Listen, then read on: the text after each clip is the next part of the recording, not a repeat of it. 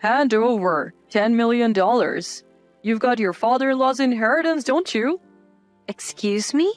What are you talking about? We needed to cover your sister's compensation. One day, my husband dropped this unbelievable bombshell, and to make matters worse, he even canceled our daughter's education savings plan behind my back. That was the last straw. If he wants to play this game, I'll fight back with everything I've got. My name is Opal. I live with my husband Leopold and our middle school daughter Abby. Our family has always been close, and we often have lively conversations. For the past few years, we have been living a fulfilling life despite our busy schedules without any troubles. I lost my mother when I was very young and was raised in a single-parent household by my father. My father, too, passed away from an illness 2 years ago. By the time his illness was discovered, he had only 6 months left to live. That's why it was a huge shock when my father passed away. The only reason I was able to overcome my father's death was thanks to the support of my husband and daughter. Because my father owned several businesses during his lifetime, the inheritance left to me amounted to several tens of millions of dollars. Although I had been working full-time and had a fair amount of savings, the sudden influx of such a large sum of money left me in disarray. When I received the inheritance, I consulted with my husband, keeping the exact amount confidential. What should we do with such a large amount of money? They say having too much money can change people. But it's something your father-in-law left for us, isn't it? Well, yes, but... After all, Abby has high school and college to think about in the future. Shouldn't you just gratefully accept the money, Opal? You're right, I should. After several discussions with my husband, we decided to save my father's inheritance, not as money to be used freely, but as money to be used in a family emergency. And for the past few years, I have kept my promise and haven't touched my father's inheritance at all. We had always been prudent with our spending, carefully managing on our combined incomes and leading a peaceful day-to-day life. Until one day, when my husband came home with an unexpected bombshell. Hey, Opal, can we talk for a second? Busy with the dishes, I responded, "What's up?" To which he dropped the bomb. My parents have asked us for a loan. Your father's inheritance is still there, right? Wait, what? What are you talking about? I don't fully understand it myself, but they seem to be in financial trouble. We don't have that kind of spare cash in our savings, do we? So I thought maybe from your father's inheritance? No, how can we lend them money without a clear reason? Caught off guard by his sudden and unreasonable request, I raised my voice. My husband sighed, looking annoyed, and began to explain. I didn't ask for details, but it's a fact that my parents are in a serious bind. But that doesn't mean it's unreasonable to ask for this all of a sudden, because even if they are in financial trouble, isn't it strange to give money from my father's inheritance? It's not strange, right? Wasn't it agreed upon that the inheritance is for family emergencies? My parents are in trouble. Isn't that an emergency enough? No matter what I said, he remained steadfast. A sense of disbelief and suspicion towards him grew within me. How much money was he talking about, and why from my father's inheritance? What does it mean if they need more than what's in our savings? Carrying these concerns, I hesitantly asked him, how much are we talking about here? About $10 million? Excuse me? I said $10 million. Your father's inheritance was way more than this, right? We can afford to lend it, can't we? Are you kidding me? There is no way we can lend that kind of money. It seemed that this figure was already decided between my husband and his parents, deciding on such a significant matter without any discussion with me. I couldn't describe my feelings as the rage towards my husband grew. I've already told my parents that we'll lend it to them. Against his blunt statement, I retorted as much as I could. In any case, we can't lend such a large amount. Sorry, but you have to decline. Hey, were you listening to me? I already told my parents that we are lending them the money. Enough. Fine, I'll go and tell them no myself. With a loud shout, I headed to my in-laws' house the very next day. Facing my in-laws, I confronted them immediately. So, tell me, why do you need $10 million? It's a lot of money. Well, that's, dear. That's, darling. My in-laws exchanged glances, faltering to respond. Their vague attitude infuriated me, and I raised my voice then and there. Enough is enough. You can't even tell me what's it for? And yet you expect me to lend you $10 million? If you're not going to explain, then I'm not going to lend it, I said. Hold on a minute, pal. Calm down for a moment. Calm down? How can I possibly calm down if you're not going to talk? I'm leaving. And as I stood to leave, my mother-in-law shouted, Wait! Oh, well, the truth is, Shiloh, my daughter, has been unfaithful again, and now her husband and the other woman's wife are demanding compensation. What? What? Again? Shiloh did the same thing 4 years ago, didn't she? Yes, and now we need $10 million to pay them off. $10 million in compensation is a significant amount. What on earth is she doing? And so Shiloh, my husband's sister, had cheated once before. Leaving her child with me, she would slip away to meet other men. The first time she cheated, her parents took on the responsibility of paying the compensation, and she never had to pay a dime, and now it was happening all over again? Watching me shake with anger, my mother-in-law awkwardly continued, Pal, remember how upset you were when Shiloh cheated the first time? That's why you had my husband ask me for $10 million without giving a reason? Yes, would you be able to? I had thought I was immune to such trouble, but this was the state of my husband's family. Why did my husband and in-law spoil Shiloh so much? It was because of the circumstances of her birth. Unlike with my husband, Shiloh was born via emergency C-section after a difficult labor. After a birth that left her between life and death, and with a long-awaited baby girl in their arms, the parents were overjoyed. With a beloved little sister in their lives, my husband too adored Shiloh. With affection from her brother and parents, Shiloh grew up to be a self-centered monster with barely any moral sense.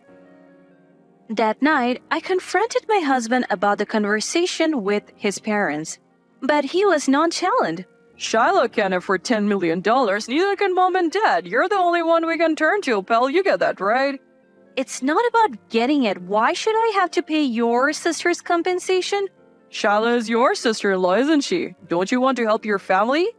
The reason we are in this mess again is because you bailed her out the last time she cheated. Well, you inherited money from your father, right? You won't be troubled by losing $10 million. Why should I have to use my precious inheritance from my father to pay for my sister-in-law's indiscretion? Furious at my husband's attitude, I made it clear to his parents over the phone the next day. I was called heartless and inhuman, but I ignored them completely. My husband, likely having been berated by his parents, turned a torrent of abuse on me. Why are you so callous? Don't you get it? It's not just Shiloh in trouble. Mom and dad are struggling too. Do you even understand what callous means? This whole mess started with your sister. If she's done wrong, wouldn't she be the one to take responsibility? That's why I'm asking you for help in the first place. You know, they say money changes people. I never thought it was true until now. You've become a despicable person. What? Despicable, really? They're trying to pay off his sister's infidelity costs with my father's inheritance? Isn't his family the ones with a messed up way of thinking? The next day, as I got home from work, our daughter was standing at the front door, tears in her eyes. Abby, sweetheart, what happened? Dad left us. What?